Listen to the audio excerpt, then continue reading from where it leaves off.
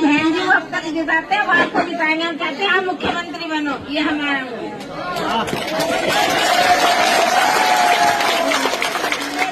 एक काम की बात सुन लो, क्योंकि मैं यहाँ और पत्रकार साथी भी खड़े हैं, इनको भी पता होना चाहिए कि इनके क्षेत्र में क्या चल रहा है। आज हमारे कई सारे प्रोग्राम थे, गौर से सुन लेना, एक बार आपस में बात मत करो। बहुत सारे प्रोग्राम कैंसिल हुए, क्यों? क्योंकि सुरक्षा एजेंसी के लोग सुबह हमारे पास आ गए थे। हमारा ये वेव था कि हम उनसे जाने कि भाई अचानक ये किस चीज की जरूरत क्यों पड़ी। अब हमारा चुनावी कार्यक्रम चल रहा है, ऐसा तो नहीं कि हमारे चुनाव को डिस्टर्ब करने के लिए, हमारे खिलाफ कोई साजिश करने के लिए सब चीजें हुई है। तो वो सुबह आए, उन्होंने हमें सारे कागज दिखाए कि आपकी जान को खतरा है, कभी भी आप पे हमला हो सकता है। हम पे इंटेलिजेंस की रिपोर्ट है, आपको आपकी हत्या की साजिश हो रही है। 6 महीने पहले आप पे गोली चली थी। जिन लोगों ने 6 महीने पहले गोली चलाई थी वो नहीं चाहते आप चुनाव जीत के आगे बढ़ो, इसलिए उन्होंने अपनी तैयारी कर ली है। इसलिए हमारा फर्ज है कि हम आपको सुरक्षा दें, क्योंकि अगर आपको कुछ होता है तो लॉ एंड ऑर्डर बिगड़ जाएगा। ठीक है, तो उनके साथ मेरा समय लग गया। मैं आपसे पूछ रहा हूं, नईम भाई और तमाम साथी बैठे, वो मुझे क्यों मारना चाहते हैं? नईम भाई, मैंने किसी का क्या बिगाड़ा है? मैंने किसी का क्या बुरा किया है? मेरे पास 39-40 मुकदमे हैं, आपने पढ़ा होगा एफिडेविट में, एक भी मेरा नहीं है।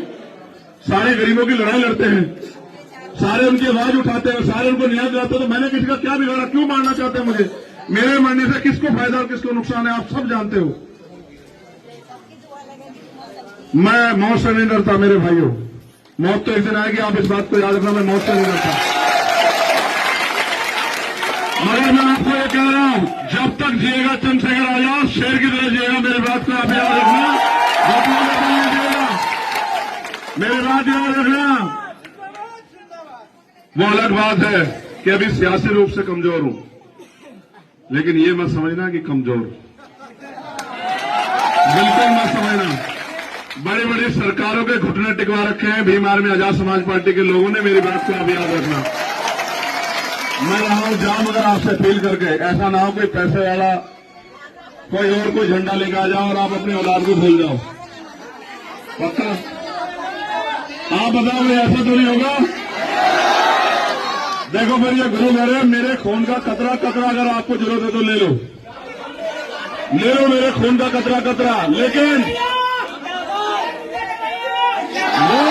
वो आपकी आवाज को दबा के खत्म करना चाहते हैं। क्या आप इस आवाज को दबने दोगे? सोच लो, ऐसा होगा आपकी बस्ती में आके कहेंगे जिन मुस्लिम के भरोसे थे, जिन पिछड़ों के भरोसे थे, जिन किसानों के भरोसे थे, वो तो दूसरी पार्टी को वोट दे रहे हैं। सियासी लोग, याद रखना, आके इस बस्ती में कहेंगे